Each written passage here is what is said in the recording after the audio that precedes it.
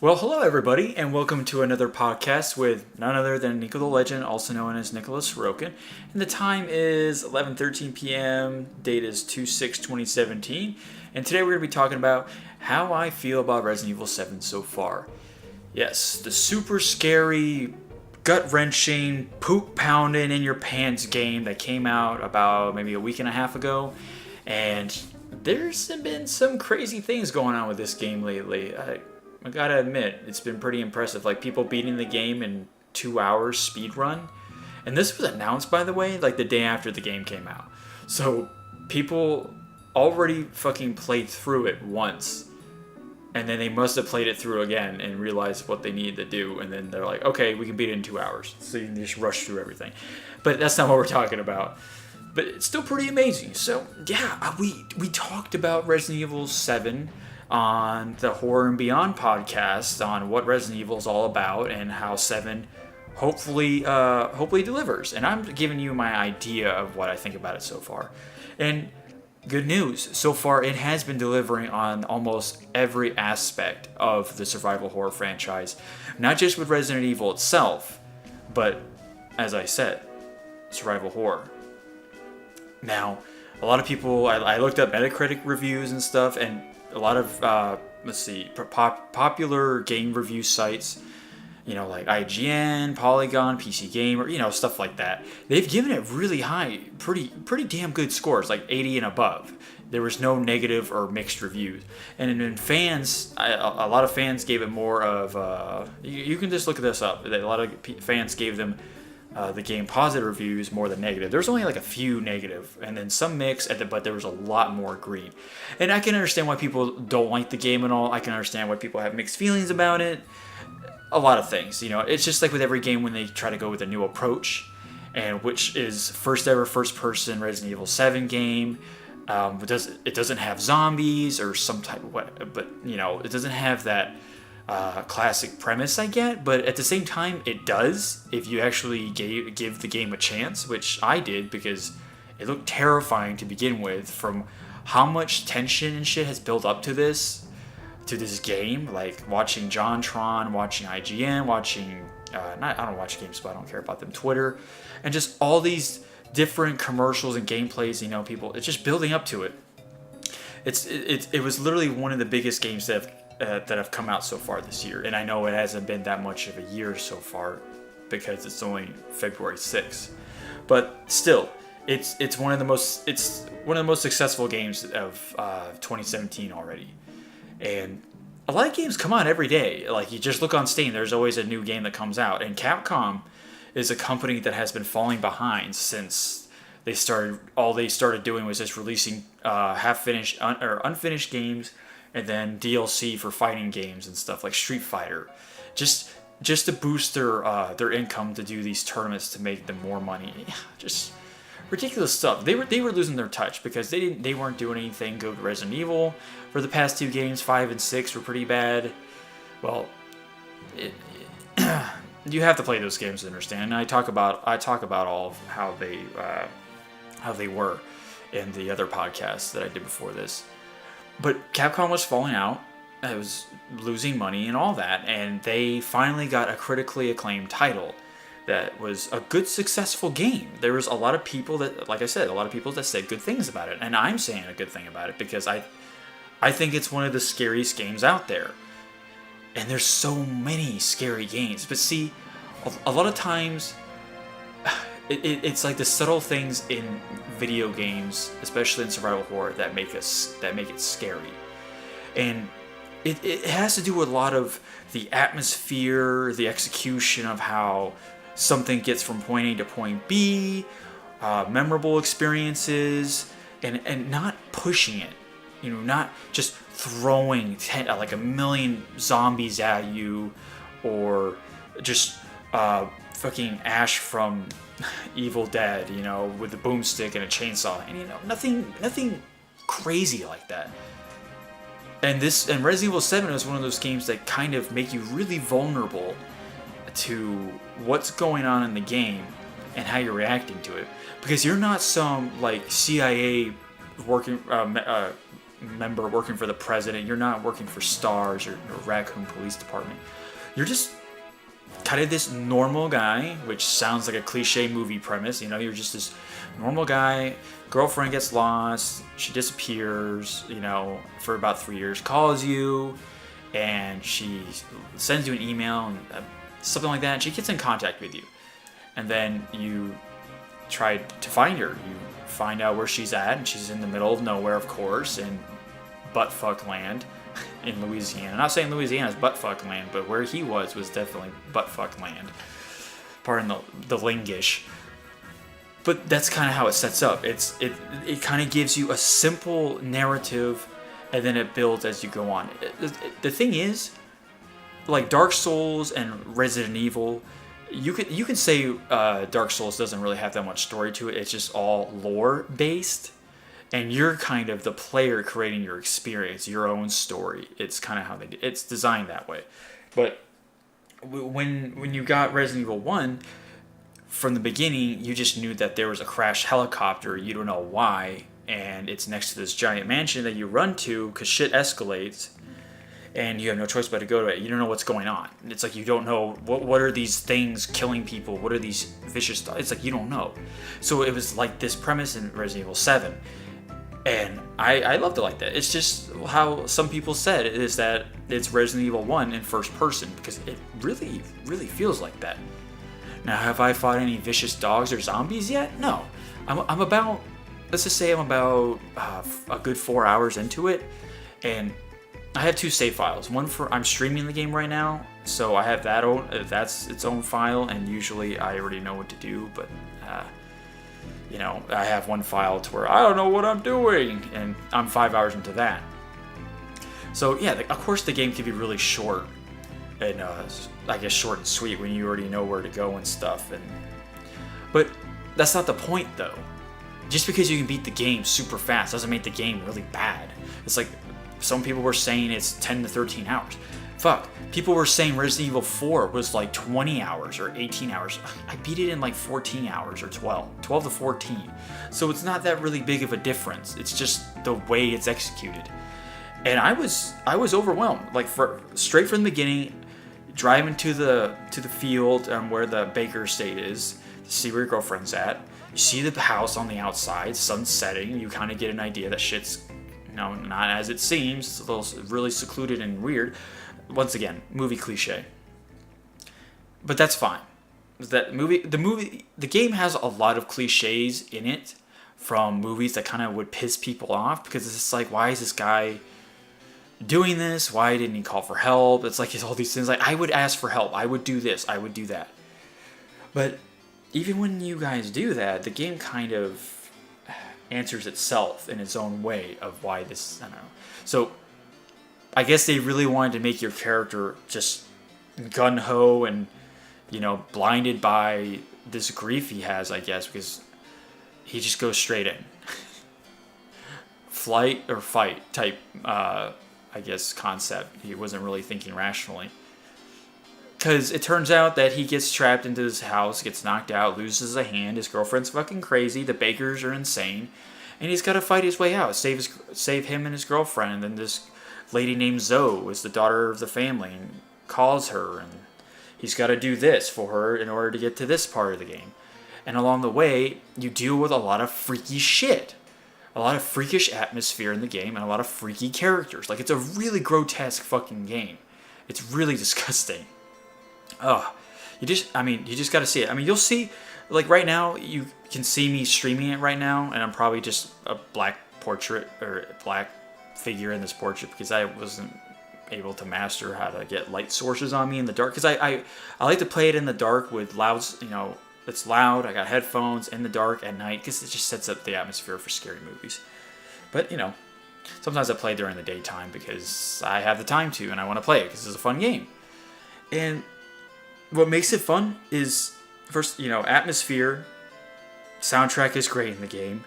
So Resident Evil-esque. Especially in the first one. Look, the only music you have to ever hear in the game is when you're in the save room or you're fighting a boss or an enemy. That's the only time. Everything else is this your ambiance, just pure ambiance, the atmosphere. That's what makes it so memorable, so gut wrenching and heart pounding. Then the soundtrack for Resident Evil 7, it sets you up for fucking. I just got bitten by a mosquito, fucking mosquito. Bone chilling moments, like especially when you play it loud. There's just so many things that seem to be prickling at you from left and right, just all over you, from the wind blowing, the curtains moving, boards slamming, just taps here and there. You just hear like a whole mixed bag of things. Have I seen any zombies to add to the horror? Nope. But I've seen the bakers and I've seen other things to add to the horror, and it's very subtle on how it happens. It's not just there's jump scares in it, right? I'm changing the subject. I guess we're gonna get the gameplay now, but there's jump scares in the game. What horror game doesn't have jump scares? Like really scary jump scares. I'm not kidding either. They're really fucking terrifying. A lot of jump scares. There's a lot of, like I said, the soundtrack and the atmosphere created, and then the enemies you fight, and what the narrative, what the characters say, like the bad guys and stuff. Like the bakers are just one fucked up family. It's really disturbing. It's on Metacritic, someone said it's like a hybrid between The Hills Have Eyes and like the Texas Chainsaw Massacre. That's what someone said it, but it was saying it as a good thing, with Resident Evil aspects to it. Like the safe room has the music of showing that you're safe there, and that music is so iconic. It's not the same music from the first game, but it has that type of feel. It's a standalone theme. I'm glad they didn't keep using the same theme. It's different, but it's also kind of gives you a bit of a nostalgia trip. But that's not what they were aiming for, obviously. It's just, this is what people like, so why even fix it? Why even change it? Duh. And then, holy crap, here's what makes it a survival horror game. Be careful with your ammunition and your health. They're scarce in the game. I mean, of course you can combine items to create health, or you can combine items to make bullets, but still, these enemies don't go down without a fight. They take a lot of ammo, and sometimes what other pros do for other Resident Evil games, you use a knife. You get a fucking knife in the game. Stab, slit, headshot there. And you can headshot with a knife in the game. I've done it. And my butt itches. Anyway. So I really like that about the gameplay too. That was something that has been in Resident Evil 1 through 0 through 3. You had to fucking be careful and strategize what you needed to do.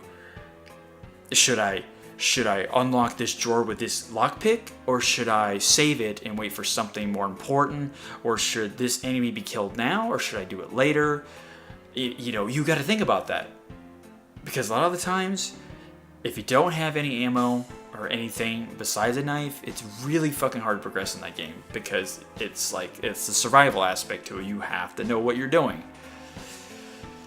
It's like in real life. You wouldn't just start shooting everything in sight. You would actually try to do your best to manage your inventory. And a lot of people love that. That was the biggest survival horror aspect of the original Resident Evils. And I do admit there are some parts in the game in Resident Evil 7 to where I was, during certain situations or climactic moments, I'm like, if I didn't have any ammo, I think I'd be stuck. I'd have to replay the whole game or reload to a previous save. That's what it's like. That's what the old Resident Evil games were like. Oh yeah, don't forget Code Veronica. Code Veronica has moments like that to where if you don't have this or enough ammo of it, or this weapon with enough ammo in it, you're fucked. You won't be able to beat the boss. Like I've had that's happened. That can happen in that game. It's ridiculously annoying, but it also teaches you a valuable lesson. It's like always come prepared, I guess. But I think the game was kind of developed in a clunky way though compared to the other ones, but it's still a classic. Resident Evil 7 is going to become another classic. It's going to be a lot of memorable experiences for people, especially for me. I remember just about everything I've fucking done in that game, even though I've only been playing it for 4 to 5 hours. But I can recall it every time. And talking about more of the gameplay, like the cliche part, which ties into the story. You know, like I said, you're just some ordinary guy, girlfriend gone, visiting this creepy ass house. Now, there are a lot of things in there that would tell you to not, what are you doing? You wouldn't do that. A smart person would not go in there without help or something like that. You know, like you would have a gut instinct to not go in. It's like, is this girl really worth it? 3 years of being gone and you're just going to go with blind optimism here? Like, oh, I'm like, no, fuck you. I'd tell the police right away that I got a call or an email from her, you know, something like that. But in the game, you do find a police officer does come eventually because he's here, you know, they hear reports of people missing. So that kind of answered my question. I was like, why doesn't he go for backup? But backup, I guess, came to him. And yeah, it turns out in the end that it was not successful. And I won't tell you how, but it's very grotesque, but also really cool. So just conclusional about the gameplay. I love it so far. Like, I really do. Oh gosh. It's just a realistic way of doing survival games. It really is, you know, because if you think about it, well, first of all, I don't know if a haunted house or a mansion or whatever you want to call it, an estate would have just ammo scatter around like that efficiently around the house. I'm not saying there's a lot, but it's like, would they really just have this ammo laying around or anything? That's where the video game aspect comes into it, where, you know, it's not that real. But other than that, they still did a good job to give you a meager amount. And what, horror games nowadays have this like survivalist mode now? Fucking Resident Evil is basically like, normal mode is survivalist mode, just OG mode. It's like making a mode which gives you scarce amount of ammo, like that shouldn't be a thing. Like Dead Space and Evil Within do that, and I love Dead Space. I didn't like Evil Within, but you know, you catch my drift basically. So let's, you know, what else am I going to talk about? Oh, graphics. Whoa! So truth be told, my experience with the graphics has been a fucking roller coaster, not because my computer can't handle it. Well, in a sense, it can't, and I'll get to that in a second. So the game looks phenomenal. It really does. Like, it looks really, really good. And at first I was worried because I was watching someone playing it on the PS4 for streaming, and I saw some textures of like a table or the counter, and they look terrible on the PS4, like really bad. And obviously the game was probably running in 30 frames per second because whatever, you know, fuck consoles these days. And my friend David and I were worried about that. It's like, oh god, is that going to be how it's going to be in the PC version? No, not even at all. And I maxed out all my settings besides resolution scaling, which the higher you turn up, the closer you get to 4K resolution or 1440p. So I had to put mine on 1. The setting goes from 0 to 2. I put mine on 1, and that's for 1080p monitors. And mine's a really good HDMI monitor. Don't get me wrong. When it first came out, it was one of the best, and it still is to this day for 1080p monitors. It's really good. And I was going with resolution scaling on 2 with all the graphics maxed out, and I was wondering why this game was so fucking slow. Like, everything was in slow motion, jumping down, attacking, running. I was getting so frustrated. I thought it was the game itself. I thought it wasn't optimized. But truth be told, it is optimized. I was just an idiot and decided to turn everything up because I was so egotistical that, hey, this is a good idea to do. Let's turn everything up. That was a big mistake. Don't do that. If you don't know what a setting is, consult your advisor or look online, because resolution scaling is a pretty cool option depending on what type of monitor resolution you have. So yeah, now I went from slow motion to like perfect 100 frames plus per second, and I have like a 960 GTX 4GB video RAM card. I have an i7-6700K processor. I have 16 gigs of RAM, DDR4, and I have an H170 Pro Gaming motherboard. I got some good shit in there, and I have a 1070 FTW hybrid gaming, obviously it's gaming, graphics card coming in the mail. So I'm going to be unstoppable in a fucking second. But besides that, I can run the game perfectly fine. And I'm so glad that I have my friend David tell me how to run it. And it looks amazing. Oh god, it runs so smooth. I do admit there are some FPS dips, but it happened rarely. Like, it happened really rarely. I think it just depended on how long my computer's been on or what was going on in the background, or I don't know. But it doesn't happen often. So don't let that throw you away. Change your opinion on it. It's a really fucking good game, and it looks, like I said, it looks horrifyingly stunning. I was really impressed. And the atmosphere, yeah. How do you make an atmosphere? They're just got to have this type of engine that they use called the Resident Evil engine that's new, and it just makes the game look so good. Like, seeing the enemies and how they're choreographed, and certain like it's all real time. There's no CG or anything besides the intro cutscene or the intro movie before the title comes in. But that's just Resident Evil. But there's no FMVs. There's no special animation. Well, I guess maybe special animation when like a certain action is happening in a cutscene. But the cutscenes, the characters move so realistically. It's so terrifying. And it really does make you feel like you're in a horror movie. Whew. But a good horror movie. I really like it. Like, I'm telling you. Everything. I'm hoping that... Well, I'm not hoping, because there could be a possibility that there are zombies in the game. I already found out in the game that there's some type of infection going around. Some type of contamination, which is such a Resident Evil thing to do. And the game takes place in like 2016 or 2017 or something like that, so it's in present day. It has nothing to do with like Umbrella Corporation back in the day, but it's got to take in the same universe. And who knows? There's going to be something probably related to the other Resident Evil games that tie it together somehow. If not, I might be a little bit disappointed, but at the same time, I'd be like, okay, I give it balls for not doing that. But I'm hoping that it does do something. Like, you find out Umbrella has been working is behind this or something. They experimented on this family long ago, and it's just been a case that has been under wraps for so long, and it's just now coming to fruition. Something like that, something subtle. Like a build-up like that would be really cool. But I'll find out. And I just found out that there's a little girl. Oh, God, I hate. You can just look at the cover of the game. There's a little girl in the front of the house. Oh, God. It's just going to make me shit myself so much because I can't stand fucking Alma, like, from fear, or just any game with children in it that are scary. Like Dead Space 2 has children, necromorph babies, and it's just terrifying. But I can only imagine. But other than that, with scary games, especially with streaming, I take my time. I don't rush. I don't want to rush, because this is a type of game to where you have to pay attention to your surroundings. You have to think. You have to think in this game.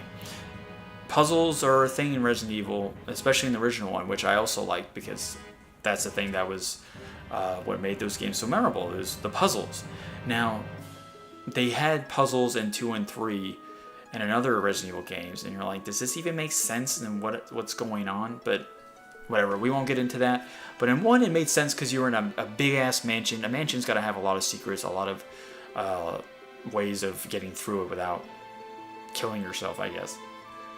And this Baker estate, this soon-to-be, this small house that I thought was small, just turns into this huge environment of all these different places you go into in this area. And I'm like, the Bakers owned a lot of property and a lot of housing.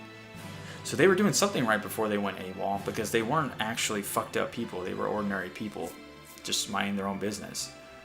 So yeah, it's pretty terrifying. But other than that, like I said, I'm enjoying the game so far. And if your guys are going to be playing the game for the first time, if you're a scare person, if you like being scared and you like playing scary games, just know you're gonna get scared. I'm telling you, you will, because a lot of games aren't this amazingly choreographed and crafted. It's a game that Capcom needed to regain its honor and glory, that they're not just making a game just pure expense or pure like money income, you know, like fucking Street Fighter 5 or yeah, Street Fighter 5. Yeah, Street Fighter 5 was a disappointment because it was so half-baked basically. I don't feel like it was this time around. Like they spent a lot of time on this game. So I'm hoping like other big YouTubers and Twitch people are enjoying it just as much, especially the speedrun people. I'm sure they enjoyed it too. But rule of thumb, if you have never played the game before, and scary games aren't your thing, but somehow Resident Evil was that special case, I guess, that you fell in love with the franchise, just know is that you're gonna crap your pants a lot. Also know that it's just the game, although I know it gets very immersive. It definitely draws you in with its spooks and stuff. But just remember it's a game, and that it's just, you'll get through it if you just keep going forward. Just take deep breaths, because there are some moments to where you just gotta press on. That's what makes scary games so long, because you can. There's no like easy speed your first time around. You just fucking go through it and just deal with the fucking madness. And I'm hoping that I get to the bottom of it, of what's going on. If there's going to be a sequel to Resident Evil 7 that follows up, or there's going to be a prequel or a movie, I don't know, a comic book or DLC adding on to it, or something like Leon Kennedy showed up. Whoa! I don't know. Multiplayer. There's no multiplayer for the game, by the way.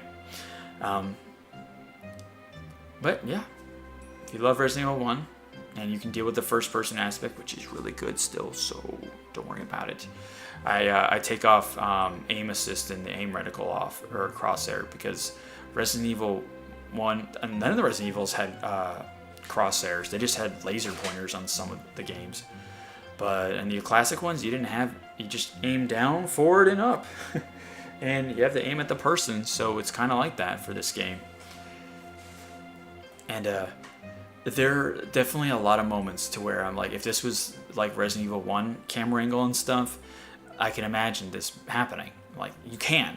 Because some of the enemies are set up as how they were in the old games. They're just... The thing is with this franchise, in the old ones, they don't just throw countless enemies at you like 4, 5, and 6 do. 4 was pushing it, 5 was just why, and then 6 was just, dear God, no. But 1, 2, and 3, it was like I said, it was subtle. The zombies weren't just like, we're 20,000 zombies. And I'm like, no, this is stupid. You might fight the most in a building, like 3 different zombies, or in a room you'll fight 1 zombie, and that's it. That's it. They don't ever come back. You don't ever have to face those enemies again. They don't respawn. And that's how 7 is. It's exactly the same thing. I went into a room, there was 1 monster just standing there. It's not like he had his own programmed AI, I don't know.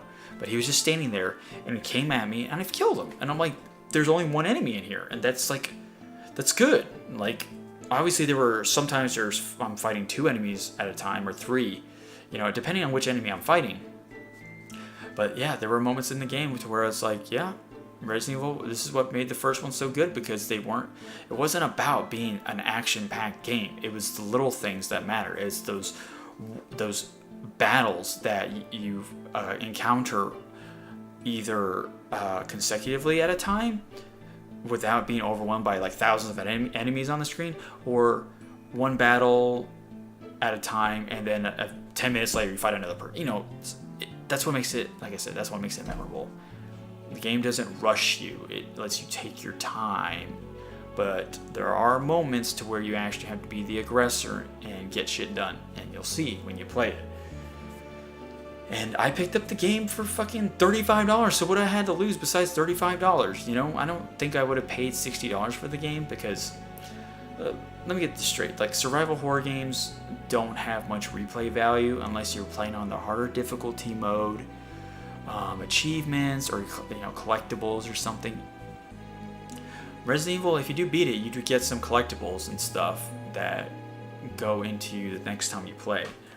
They always did that. But I mean, if you're also like Dead Space, you unlock a lot of stuff, and you unlock game modes, and you can have your original guns and stuff from the game you beat before. So I think Resident Evil was like that, but I don't remember. So we'll find out, I'll find out. I'm hoping the game ends on a crazy note, like some kind of a cliffhanger, like Dead Space ended, like Dead Space 1. Dead Space 1 was fucking terrifying how it ended, or like Halo 1, or something like that, where it kind of keeps you on edge. You're like, oh shit, what's gonna happen next? What's next for Ethan? Ugh. So I can't wait. I hope you guys check out my stream on twitch.com/NikoTheLegend. My YouTube channel, please like, comment, subscribe. Thanks, guys. I hope it kind of gives you an idea on how the game is structured. And, these are not like heavily detailed reviews. They're just kind of a base summary of what I've encountered so far. And it's really hard to go into it without spoiling too much. And don't worry, you'll see where it'll say spoilers on the title. But, I'm only like 4 hours into it. But that was a fucking roller coaster ride. And I'm telling you. It's insane. So I hope you guys pick it up, enjoy it. Let me know how you do it. Let me know what your scariest moments are. I can tell you mine already. Oof, where I am right now, it's gonna get pretty fucking hectic. Oh god. Anyway, have a good night, folks. The time is 11:44 p.m. The date is 2/6/2017. Bye bye.